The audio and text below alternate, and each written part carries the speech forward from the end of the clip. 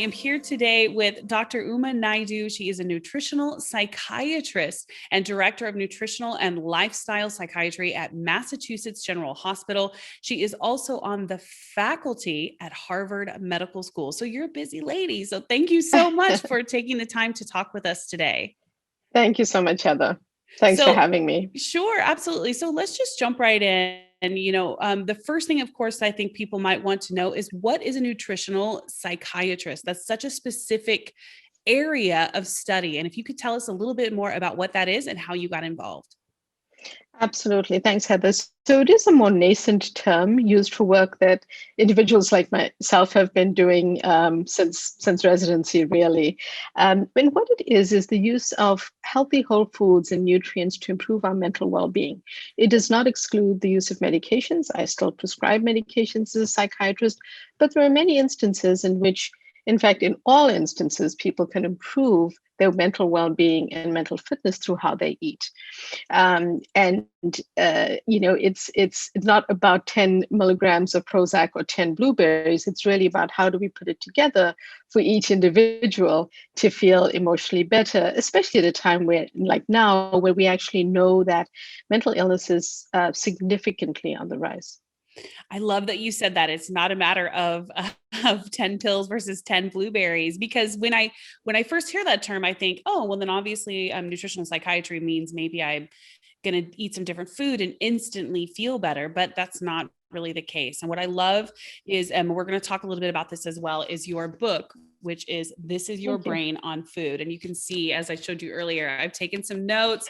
I really enjoyed going through this because it's such a unique perspective on food and how we eat and our relationship with food and our mental health and how food really affects our mental health.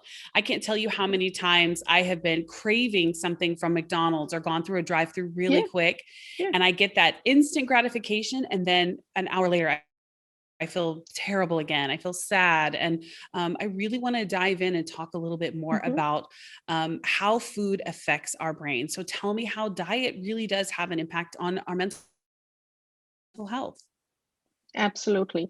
And Heather, I just wanted to say that I come to nutritional psychiatry with a background as a professional chef, studied nutrition and then studied psychiatry, not in that order, but some of that has really given me the perspective on, understanding that many foods can be delicious, but they're not necessarily great for our brain. Let's take the example that you gave. There's actually some science behind that. When we eat foods that are simple carbohydrates and many processed and highly processed foods are. So fast foods tend to fall into that category. A sugary donut would be the same. So with simple carbohydrates, they increase our insulin levels and they allow more tryptophan, which is the natural amino acid building block for serotonin, to enter the brain. And when it enters the brain, it gets converted to serotonin. So guess what? You actually initially have a good feeling. You may feel calm. You may even feel a little bit uplifted. But, beyond about 15 to 30 minutes, what happens is that feeling goes away. And many people sometimes experience almost a slump or a little bit of a crash because of the amount of simple carbs, which essentially turn into sugar. Even if it's a savory food, it actually changes in your body. And the problem with it is that these types of sometimes comfort foods are actually discomfort for the brain because they become addictive.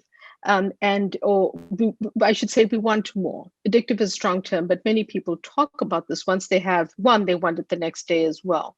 It's the long-term effects of the high blood sugar levels that over time are associated with brain atrophy and dementia. So it's one of the things we want to be careful about when, we crave these foods, because once in a while, we can always correct. I always say we can course correct at the next meal, but where it turns into, I really want more, and I need it every day, is where we have to think about the long-term effects. No, I love that you mentioned how eating something can have more of a direct reflection on our emotions, like almost immediately. Everyone has heard of the term comfort food. I'm from the South originally. I'm from Oklahoma, and comfort food was a real thing. We would have biscuits and gravy, and we would have fried everything.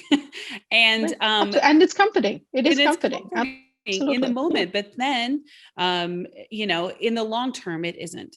And I think that Yeah. that is what is really interesting to explore in your book about the not just the immediate impact that food has on your body and on your mental health, but the long term effect of it as well. Ab- Absolutely. And it is also, Heather, because of the sort of burgeoning research around the gut microbiome that has occurred in the last 2 decades.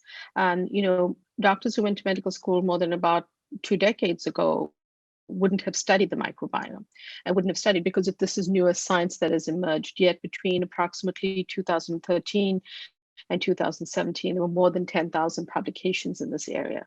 So that gut-brain connection has also taught us so much about that connection between food and mood. I'm so glad you brought up gut health. That's on my list of things that I want to Mm, talk about. We are launching a new series that's all about learning about things related to food and words related to food. It's mm, called Food for Thought. And one of the things we're talking mm, about is prebiotics and probiotics. And I recently learned about prebiotics. I started drinking a prebiotic tea. So mhm. I've read a little bit about it, but I think there's some confusion as to what the differences are. Do we need it? Do we need both? And what the Right. relationship really is between our gut health and our mental health. Absolutely. So maybe let's start with the gut health and mental. We'll start with the gut brain connection because then we can explain what the pre and probiotics are. It's a little easier that way. Even though patients will tell me, I don't understand, they'll roll their eyes. What do you mean the gut and brain are connected? They're so far apart in the body. The truth is that they arise from the exact same cells in the embryo, and then these organs grow apart and live in different parts of our body. Now, they also remain connected throughout our life by the 10th cranial nerve called the vagus nerve. Another name for it is the wandering nerve. And what it does is it travels from the gut to the brain and the brain to the gut. So it acts like a two-way superhighway originating in the brain, in the midbrain, and then also when it goes to the gut, it forms part of the enteric nervous system. So it's very, very important in terms of being a two-way communicator. And it allows for chemical messaging between these two parts of the body. And I always say, in my book, I call the chapter one on the gut brain connection, the gut brain romance, because on a good day, romance could be good, but sometimes it's not so good. There's That's always true. there's always some ups and downs. Well, in a similar way, food affects that connection as well. And food is one of the components. It could also be stress and many other things, but food is a very important component because on a day that we're making a healthier choice for lunch or for dinner, the gut microbes that live in the gut microbiome actually get fed well and get nurtured. On a day that we may, get a less healthy choice, they also start to change within 24 hours, but they start to set up for conditions like inflammation. You don't feel it immediately, but it's a buildup of that. So when it comes to things like pre and probiotics, these are foods that actually nurture the gut microbiota. They help those microbes thrive. And that's what we want to do. We want to feed them so they work for our best advantage. And so prebiotics are things like the allium family, garlic, leeks, onions, asparagus, bananas, oats, a few others that you can eat. And what happens is those microbes really thrive on that food. That's food for them. And then probiotics can be a supplement, that you take in a pill form, but they can also come from things like yogurt with live active cultures. They can come from fermented foods, kimchi, miso, kombucha, kefir, sauerkraut, pickles that actually bring back those live active cultures. So you're bringing back good microbes to the gut, and that's the difference between the two. They're both good for you, but they in slightly different forms, and they take care of the gut bacteria. And do we need both of them, do you think, or would you just choose one or the other?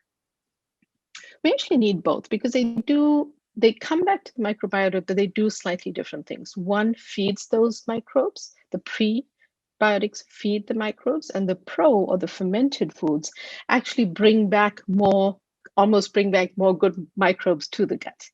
So if you eat a yogurt with a plain yogurt with live active cultures, it actually is bringing back some good bacteria to your gut. So yes, you do need both, and they form a good balance. Okay, that's good to know. I've always wondered if I should be doing both instead of just the tea.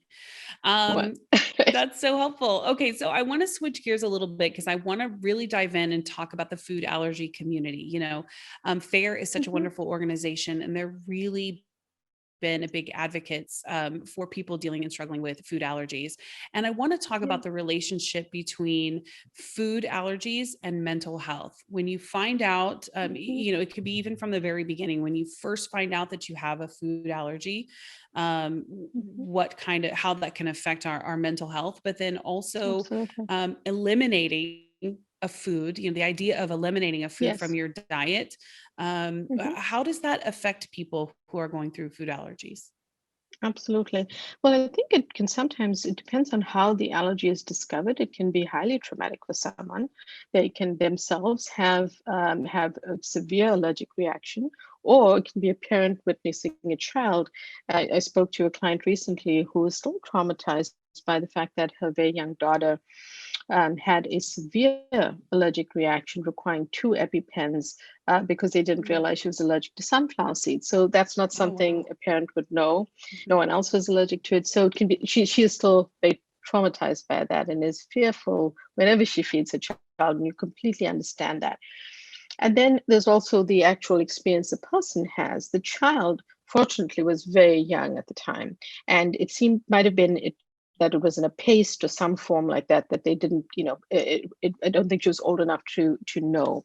And but for a person who has an allergy, and we these days with all of the different reactions, responses people are having, sometimes I hear that people become almost allergic or intolerant to food later in life.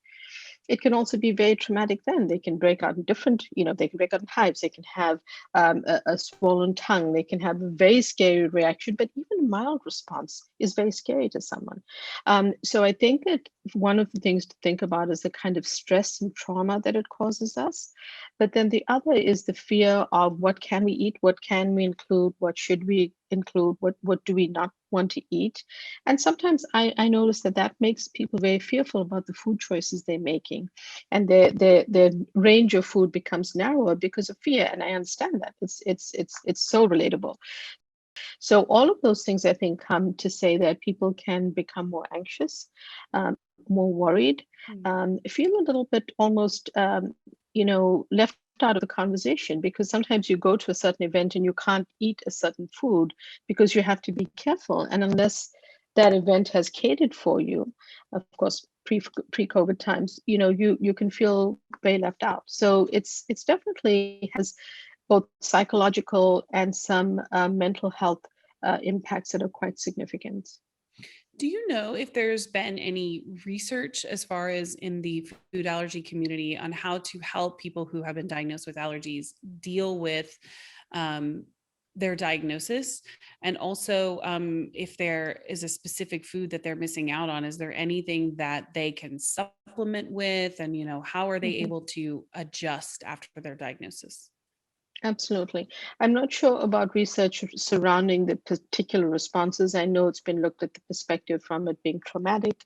I think in terms of replacing foods, I think just from a nutrition perspective, it's really about how can you think about it this way. Say a person had a certain condition and they really couldn't eat a food because of that condition. And what I'm referring to in nutritional psychiatry is there are sometimes certain elements of depression or anxiety that are worsened by certain foods, and I've got to work with individuals to cut back on that food. In a similar way, what can we think of that the person has developed an allergy to, and what can we then replace it with? So, say it's something like nuts. What can they bake with, cook with, eat that can replace nuts? Because nuts are now in milk, nuts are now in flour, nuts are in pretty much a lot of stuff. So, can they switch to coconut milk, coconut flour, something like hemp milk, oat milk? Can they think about baking in a different way if it's a mom who's taking care of a child or for herself? And, it's finding almost out of the box options to still feel like you can enjoy food and enjoy the experience of it. It's just that you have to exclude those certain ingredients. Um, I am fascinated by all of this and all of the research and the study and everything about how much I don't think that we every day think about food as much as we should. And I know that it could tip over too far and we could start just obsessing about it. And, there's a point of no return where you start obsessing about every single thing that we That's true. eat. But I Hmm. think it's important to know what foods have an impact on our body and our Hmm. mind. And I want Hmm. to talk a little bit about what foods should we be avoiding. You have several chapters and you address it a lot about depression, anxiety, Okay. foods that can Hmm. trigger those types of negative feelings and Hmm. negative thoughts. Hmm. Let's talk about what foods we should be avoiding to hopefully prevent those types of reactions. Sure. Sure. So, Heather, what I find is that coming back to the work in nutritional psychiatry is that, we talk to our doctors or practitioners about a family history of diabetes, weight gain during COVID, some hypertension in a grandmother, grandfather, but we don't put together the brain and the food that we're eating or the Mhm. emotional feeling that we have when we eat something.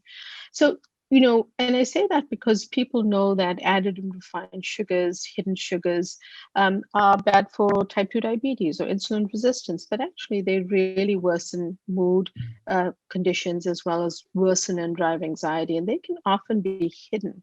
That's the problem. There are upwards of 200 other names for sugar on food labels. So people don't often realize if they see brown rice syrup on a food label, that's actually sugar. So, I have to say we though, have when to I be eat a big piece of cake, I do feel happy. It does make me absolutely, it does and make you me feel should. happy. Absolutely, on our birthday we should have a piece of cake. Exactly. And it, and that's true. Sugar gives you that lift, like we talked about at the beginning. What happens is that the added refined sugars, and often it's the hidden sugars that people don't realize: pasta sauces, ketchup, salad Mhm. dressings, um, fast food French fries have sugar in them. People don't realize that. Oh, So that's why they're that's so one big. delicious. Yeah. That's right. They made actually made, and that's in all seriousness, that is they made that way. They made to be hyper palatable, and they made and are created. You have to upsize, and when you upsize you want to eat the whole lot. So there's Yeah. actual science around how they made. The thing is that they're not always great for our longer term brain health. So that's one big category. Then there's the processed, ultra processed kind of junk foods. It's very hard to say we have to stay away from all packaged foods and we can never touch them because we live in a certain we live a certain way. But at least having an awareness of what is in the food that you're eating. And I think for individuals who have an allergy, they are much more alert to checking labels, looking at what's in the food that they're eating. And I personally think that's excellent for good nutrition, because many of us, think of the label gluten free. Many people get confused and think that's healthy. Often the gluten is just replaced with higher glycemic starches that are not good for you either. So the fact that it's labeled that way doesn't mean it's immediately a healthier choice. I'm so glad you said that because gluten was one of the things I wanted to talk to you about. So I'm so glad you brought that up. And then the other one is processed vegetable oils. So they are pro-inflammatory, and they often again used a lot of the time in larger outlets like fast food places because they're less expensive, and they drive inflammation in the body. And then another category to remember are things like artificial sweetness, because people trying to get off sugar may go to a sugar-free alternative, but those artificial sweetness actually make anxiety worse and worsen mood. So those are some of the big categories. And then in my book, I go into specifics in the different conditions as well. So if I'm stocking up my pantry, what are some Mhm. foods that I can look for at my local grocery store, at my Trader Joe's, wherever I might be, that at least Yeah. initially can help me sort of get on the right track to Mhm. a healthy mood stabilizing, mental health Mhm. boosting foods? Is it just all Ab- smoothies? Please don't say it's just all smoothies. No, as a chef, I cannot tell you that because, Okay. who wants to drink all of their food? Right. No offense to smoothies, but I mean, there's so much more to food, right? There's texture, taste, aroma. And yes, in a fast-paced world, when you just need something on the go, that works. But so I like to think about it this way, Heather. Think about the supermarket, right? You want to start in the produce section. Why? Because you have fresh produce there that you can add to anything, a salad, a soup, a stir fry, you know, go for the cabbage, the cauliflower, the Brussels sprouts, the asparagus. The greener, the better. The more colorful, the better. So that's a good place to go, right? Because if you think about the supermarket, there's always a produce section on one side. Then think about dairy. In the dairy section, you want to think about the plain yogurts. You get dairy yogurt. Look for, when you can, get grass milk fed, or you can get a sheep or goat's milk yogurt. Try to get the plain, because guess what? Even though the blueberry flavored yogurt, you may think, oh, blueberries are healthy. Unfortunately, they have sometimes 6 teaspoons of added sugar in a small half a cup. So that's something to watch out for. Then you go to sort of then think about nut milks and things like that, all good for you. And then think about the meat section, seafood, think about salmon, think about mackerel, sardines. Sometimes you can get those canned. And then, think about grass-fed beef. Think about other forms of protein. Good sources of chicken, or think of pastured eggs. All of those you're going to find in the perimeter. Then in the center aisles of the supermarket, you want to spend time on things like canned legumes and beans. Those are good plant-based proteins. They're great fiber. Vegetables, beans, nuts, seeds, healthy whole grains, all bring fiber back to the gut, which is so needed for those gut microbes. You can't get fiber from animal and seafood protein, but you can get it from these. So, bags of beans, lentils, or canned, rinse out the liquid they come in. And then there are things like canned salmon. They are canned oysters, canned mussels. All of those have nutrients which your brain needs. And why do I name these different foods? Because they contain magnesium, they contain zinc, they contain the B vitamins, they contain the minerals that we need, vitamin D. They need all of those are brain-rich nutrients that we need. Omega-3 fatty acids, the short-chain omega-3s. So it's the iron and folate. So there's a way of including all of those. And then, for a treat, think of something like extra dark chocolate and pair that with from fresh strawberries. So, there's a way to think about how you stock up your pantry with food that you recognize what the food is. And that is great when you need allergy awareness, that you're talking about whole foods, and then you add in your spices and your which also have brain boosting benefits for you as well. And I think that that's an easy way to think about it. Yes, those are all yummy foods. The minute you were like cabbage, and I'm one of those weird people that loves cabbage and Brussels sprouts. Like, I will eat them just Not a little everyone does. roasted. Like, yeah, I mean, they're so good. And some people are like, no to Brussels sprouts, but I'm a weirdo. I love it. I love broccoli. When They're my actually mom super was, healthy. yeah, when I was Yeah. growing up, my mom really early on introduced me to green veggies. And to this day, they're my favorite. Absolutely.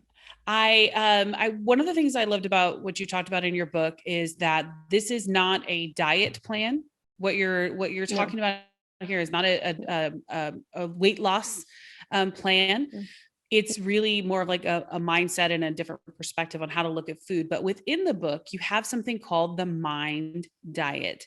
And it caught my attention because it said a glass of red wine is good, which I would love to know a little bit more about that. But tell me about the mind diet and why are we allowed to drink wine? Because wine has sugar in it. Absolutely, it does. And remember that, it also comes down to, it comes down to moderation of these different foods. Like people, for example, they always ask me about coffee and alcohol, right? Those are often very big questions that come up. But it's about moderation, because no one's saying you should have the whole bottle of wine. We want you to have, maybe a glass, so that you feel okay. So mine stands for Mediterranean Dash Intervention for Neurodegenerative Delay, and was really tested by researchers to help with cognitive health, and it really focuses on the things that we know will improve your cognitive health, but it also actually improves your mental health in general and improves your physical health. So, things like leafy green vegetables, the greener the better. The folate and iron is extremely important. The colorful vegetables, why are colorful vegetables important? The plant polyphenols, antioxidants, and anti-inflammatory substances, and different color peppers. You know, cucumbers, different all the types of greens that you see, all make these veggies super important for us. And then things like berries, nuts, olive oil, some whole grains. It also includes foods like fish, beans, poultry, and red wine. And the red wine is rich in polyphenols, again, a great antioxidant. In moderation, it actually was shown in studies to be helpful. So, there's some guidelines about what people should be doing to drink, but there's no harm in having that. And yes, there are actually some newer wines now that have a different way that they break down. But essentially, wine, while it does break down that way, there are also benefits to it. There are also these antioxidants that are great. For example, olive oil. If you have a ton of olive oil in one meal, one could argue that it could be calorie dense, even though those are good and healthy fats, but you still get anti-inflammatory and other properties from that. So with everything, it's really about finding the right balance for what you need, and really for nutritional psychiatry, what you need, but also what symptoms you have that we might be trying to help. I also love in your book that you offer some recipes, which is really wonderful and helpful for people who maybe have read all about this and they're ready to start like implementing some of the things you talked about. You offer them recipes, which is really wonderful. I would love to know, what advice would you give to the food allergy community to help them nurture their relationship with food? Mm. I think that depending on the things that you have to exclude, so let's put that in a list. Say it's one or several items, put that in one bucket. But in the other bucket, what you want to do is embrace all those healthy, what I call different pillars in mental well being, because they will help your gut, they will help your mind, and ultimately they will help your physical health. Because the reality is, many of my clients ultimately lose weight because they're adopting a healthier diet and they're giving up some of those junk foods and processed foods that I'm asking them to leave out because of, for this community, for the fair community, allergens and other concerns, but for other people, just the worsening effect that it has on the gut. So I would say, again, going back to those pillars of healthy leafy greens, colorful vegetables, and why they bring back those nutrients. Because guess what? Even those two things are going to feed your brain. And if you're suffering with that traumatic experience of an EpiPen shot or something that was unpleasant for you, these are actually going to help boost your mood, lower your stress level. Things like, dark chocolate. If you can eat chocolate, it's extra dark chocolate, super healthy for you. Try to get used to darker the better. Then pair it with a piece of fruit. Have it with a clementine. That's a great flavor profile, but it gets you used to the darker flavor of the chocolate. If you're used to a candy bar, it's not. It'll take some getting used to. And then I would encourage healthy vegetables to include. I would include fiber-rich foods, which also then includes the beans, nuts, and seeds. Why should you include flax seeds, hemp seeds, walnuts, pumpkin seeds, things like that? Because they also bring back omega-3 fatty acids in the short chain omega-3s, great for your brain, great anti-inflammatory effect, mood boosting, and low anxiety. So all of these foods have a certain purpose that you can bring back into your diet. And then spices. Spices are a great way. Say you have a super restricted diet because there are many things you can't eat. Here's the thing: spices, if you can tolerate them and you don't have a problem with them, they are salt free, sugar free, and safe to use unless you've run into it. You've run into an issue with them. And brain boosting for you. So you can sprinkle them on roasted vegetables, you can add them to a super smoothie, and you can change your flavor profiles to make it interesting, especially if you have to only eat certain foods. That's one easy way to make it interesting for yourself. Well, I have to say, this has been just such incredible and invaluable information. And I want to encourage everybody to check out This Is Your Brain on food. There is so much more detail, so much more information in here, really helpful lists for shopping, really helpful lists for recipes. Yeah, like I just feel like it's definitely opened up my world. That's for sure. So, doctor, thank you so much for taking the time to talk with us. We really appreciate it. Thank you so much. Such great questions. Pleasure to talk to you too. Thank you.